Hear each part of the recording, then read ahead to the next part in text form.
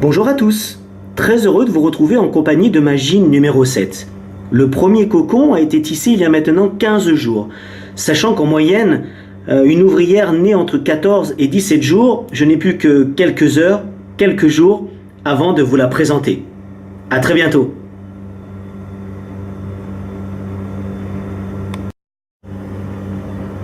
Alors je vous retrouve pour tenter une expérience. Je suis en train d'éclairer par le dessous l'ouvrière qui va éclore dans quelques heures.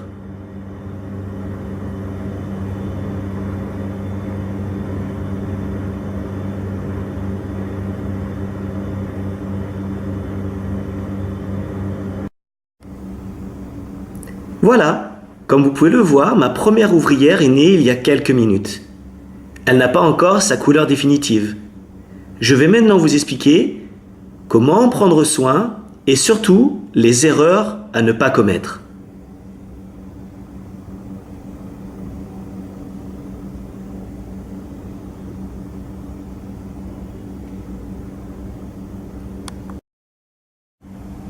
Votre première ouvrière vient de naître, vous avez maintenant 3 options majeures. Nourrir et faire développer la colonie directement dans le tube. En enlevant le coton, vous mettez la nourriture et vous refermez. La deuxième option est de réduire par un diamètre beaucoup plus petit le tube de fondation avec du coton et de raccorder directement à une aire de fourragement. Et la troisième solution, celle que moi j'affectionne particulièrement, est d'obstruer aux 3/4 directement le tube de fondation avec un morceau de bouchon à liège. Je laisse juste l'espace d'un coton-tige, on ne sait jamais, si je dois nourrir directement la colonie, j'ai toujours l'espace pour le faire. Et je vais raccorder directement ce tube à l'aire de fourragement. Il y a toujours une constante. La colonie doit toujours se sentir en sécurité, c'est-à-dire dans un espace le plus fermé possible. C'est pour cela qu'ici on réduit au moins de moitié le diamètre du tube pour que les fourmis se sentent très à l'étroit et en sécurité. Je vais maintenant vous montrer comment fabriquer et aussi pourquoi moi je trouve que raccorder à une aire de fourragement est l'option la meilleure. A tout de suite.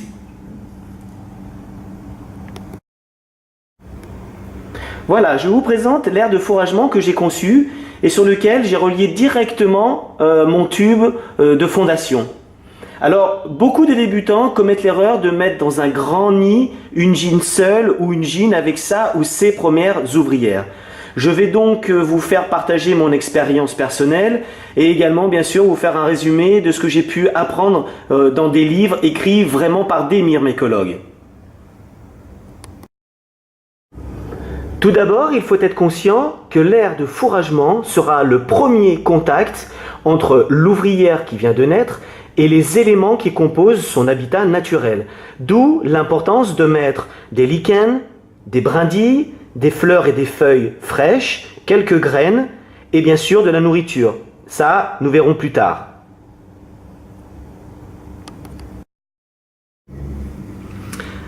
Alors pourquoi il est impératif d'utiliser un aire de fourragement quand on débute avec seulement une gyne et sa ou ses 5 à 10 premières ouvrières ?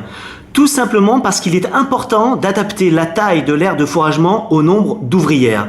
C'est-à-dire que l'aire de fourragement doit mesurer au maximum 10 par 10 cm et cela est largement suffisant d'ailleurs quelles que soient les espèces de grande ou de petite taille.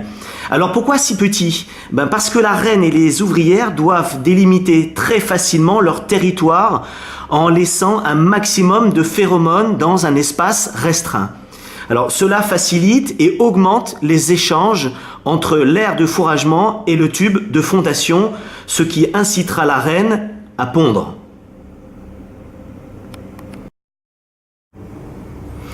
Alors il est aussi important, dans la mesure du possible, de brancher le tube de fondation mère, c'est-à-dire celui où la reine a pondu pour la première fois, à l'aire de fourragement. Car le tube mère contient beaucoup de phéromones et les œufs laissent aussi des empreintes chimiques. Alors tout cela est très stimulant pour la jeune et future colonie. Alors pas d'inquiétude, un aire de fourragement comme celui-ci plus le tube de fondation peuvent contenir, selon les espèces, entre 150 et plus de 300 fourmis. Par contre, attention, Quand on voit que l'air de fourragement et le tube commencent à saturer, il se produira l'effet inverse. La reine va limiter ou arrêter de pondre car elle sentira qu'il y a un manque de place. Là, il faudra les faire déménager ou raccorder l'ADF à une plus grande fourmilière et là, de nouveau, la reine redoublera d'activité. Voilà. Après ce résumé, je vous explique en détail comment j'ai fabriqué cet air de fourragement. Alors tout d'abord, moi j'essaie d'acheter 2 tubes identiques. Un que je taille pour pouvoir mettre l'anti-évasion comme ceci, classique.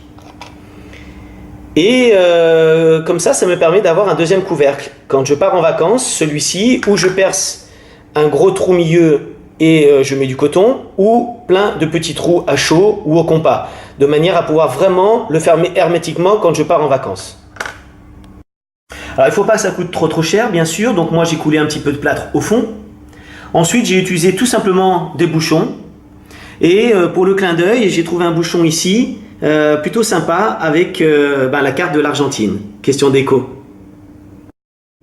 Alors j'ai déposé mon air de fourragement sur un plateau en plastique de 28 cm par 22. Côté négatif, oui, c'était un petit peu encombrant, c'est vrai.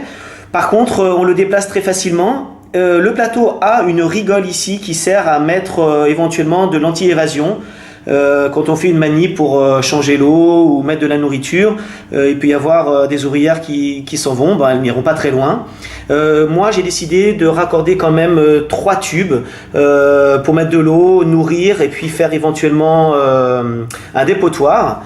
Et comme je vous l'ai expliqué, moi j'ai relié directement mon tube de fondation à l'air de fourragement avec ici bien sûr, comme je vous ai montré tout à l'heure, un petit morceau de bouchon dans lequel j'ai fait une ouverture où peut simplement passer juste un coton-tige. Alors j'ai percé un diamètre 16 de manière à ce que mon tube s'adapte parfaitement. J'ai juste mis un tout petit peu de scotch de manière à faire un petit peu un joint. Moi je n'aime pas le coton. J'ai eu trop d'accidents à mes débuts, des ouvrières qui allaient se perdre dans le coton et qui mourraient. Donc je n'aime pas beaucoup le coton. Vous en France, vous pouvez très facilement, je pense, acquérir des bouchons en mousse. C'est très pratique, mais ça coûte un petit peu cher, c'est vrai. Alors attention, une des premières erreurs qu'on peut commettre au départ, c'est de mettre beaucoup trop d'anti-évasion et l'anti-évasion perle, fait des gouttes et les ouvrières viennent mourir dedans. Donc moi je donne un petit coup de papier de verre à l'intérieur et à l'extérieur et je limite vraiment au minimum l'anti-évasion. Alors la première erreur à ne pas commettre est d'utiliser le classique bouchon de bouteille dans lequel vous allez déposer votre miellat ou le miel et où la fourmi va automatiquement s'engluer. Ne jamais utiliser ce genre de procédé, que ce soit pour vos premières ouvrières ou même pour une colonie déjà fondée. Utilisez un coton-tige sur un petit morceau de liège ou alors n'hésitez pas à acheter là dans le commerce des distributeurs de miellat qui sont très très bien faits. Voilà, nous allons nous quitter. Une dernière chose très importante, machine numéro 7 s'appelle maintenant Evita. Je pense que c'est une Solenopsis. Dites-moi ce que vous en pensez. En tout cas, je vous remercie beaucoup de votre soutien et je vous dis à très très bientôt. Au revoir à tous.